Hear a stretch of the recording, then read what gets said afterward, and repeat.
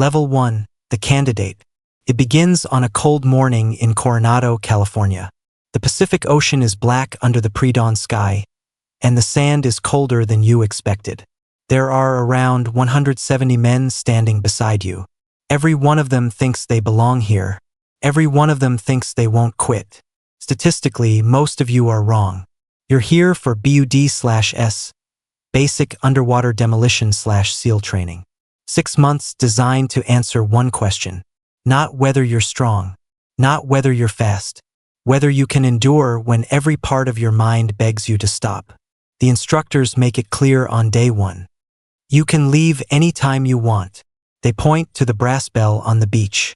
All you have to do is ring it 3 times. Your training starts immediately. Miles of running in boots. Ocean swims through freezing water.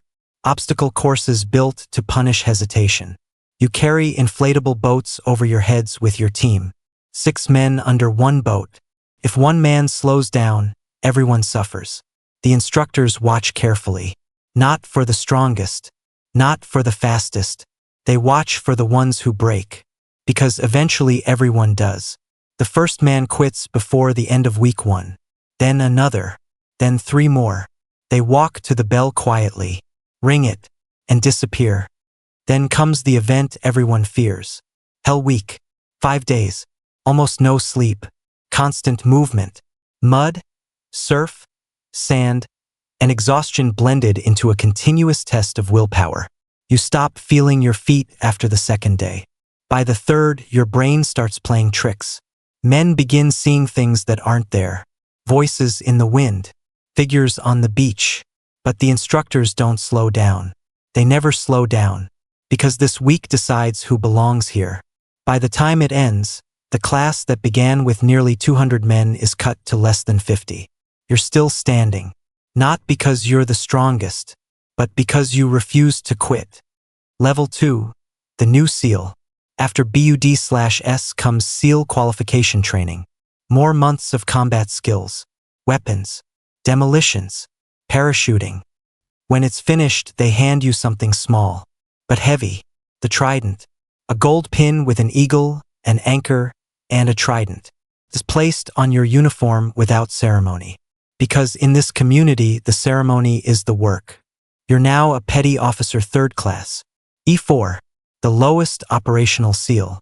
You report to your first team and immediately realize something important. The trident didn't make you special. It just got you in the door. The men around you have years of combat experience, multiple deployments, scars they don't talk about. You carry the heavy gear. You take the worst watch shifts. You listen more than you speak.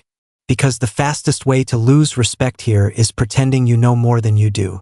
Your platoon is 16 operators. And you are the new guy. Level 3, the operator. 2 deployments later, things start to change. You're now a Petty Officer 2nd class.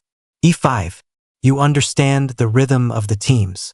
Training cycles, deployment cycles, months of preparation before every mission. Every SEAL develops a specialty. Sniper, medic, communications, breacher. You become the breacher, the one responsible for getting the team inside. Doors are obstacles. Your job is removing them, sometimes with explosives, sometimes with a shotgun, sometimes with nothing but brute force. You learn quickly that mistakes are expensive. Too much explosive and people die. Too little and the door stays closed while someone on the other side shoots through it. You start to notice the job changing you. You move differently, watch rooms differently.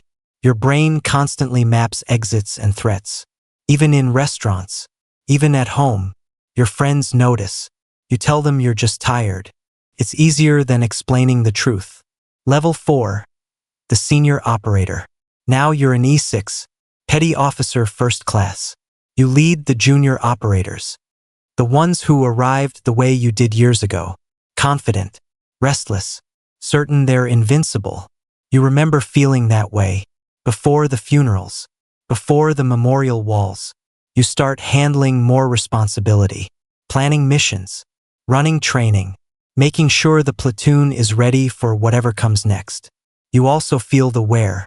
Years of parachute landings and heavy equipment have consequences. Your knees ache. Your hearing fades. Your back complains every morning. The corpsman hands out painkillers. Everyone says the same thing. I'm fine. Nobody is. Level 5, the chief. You become a chief petty officer. E7. One of the most respected ranks in the SEAL teams. Chiefs are the backbone of the platoon. Officers command. Chiefs ensure the plan actually works. Your platoon commander might be younger than you, fresh from officer training. Your job is guiding him quietly, offering advice without undermining authority. Because the best officers listen to their chiefs, and the smart ones know it. You've deployed enough times that the missions blur together. Night raids, hostage rescues, counter-terror operations. Sometimes everything goes perfectly. Sometimes nothing does. You've carried wounded teammates to helicopters. You've written reports about men who didn't make it back. The paperwork always calls the mission a success. But the memories never feel that simple.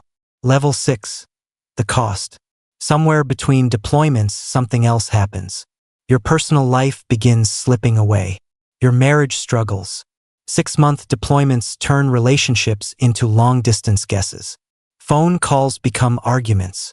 Then silence. Your kids grow older while you're gone. Birthdays missed. School events missed. Entire seasons of their lives passing while you're overseas. You start noticing how many operators around you are divorced. It's more common than not. Nobody talks about it openly, but everyone feels it. The battlefield isn't the only place where things break. Level 7, the senior chief. You make senior chief. 8. Now you oversee entire operations for multiple platoons. Your job is coordination, planning, making sure teams have what they need before they step into danger. You deploy less often now. Instead, you watch operations unfold through drone feeds and radio transmissions. You feel something unexpected.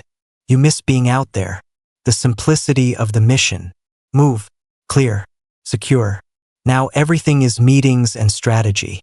Necessary work, but distant from the action that defined most of your career. Level 8, the Master Chief. Eventually you reach Master Chief Petty Officer, the highest enlisted level in the Navy. You advise commanding officers and admirals. Your voice represents every enlisted operator in the command. You attend briefings in secure rooms, discussing operations few people will ever know about. You also attend funerals. More than you ever imagined when you first stood on that beach in Coronado. Some died in combat. Others fought battles no one saw. The job teaches strength, but it also leaves scars. Some visible, some not. Level 9, retirement. After decades in the teams, the day finally arrives. You retire. No parade. No national headlines. Just a quiet ceremony with the men who served beside you. Your career summarized in a few paragraphs. Medals, deployments, commendations, all accurate. None of them capturing what it actually felt like. Your trident is placed in a shadow box. A lifetime of experiences reduced to a display on the wall. You move near the ocean, because after years in naval special warfare, the sound of the waves feels like home. Level 10, the cycle. And somewhere in Coronado right now, another BUD/S class stands on the beach. Rows of candidates in the cold sand. Eyes locked on the brass bell. Each of them convinced they won't quit. Most will. A few won't. Those few will earn the trident. They'll become some of the most capable warriors on the planet. They will also learn the cost. The deployments. The distance from normal life. The memories that follow them long after the uniform comes off. They don't know that yet. Right now, they only know one thing. They will not ring that bell. And for now, that belief is enough to begin.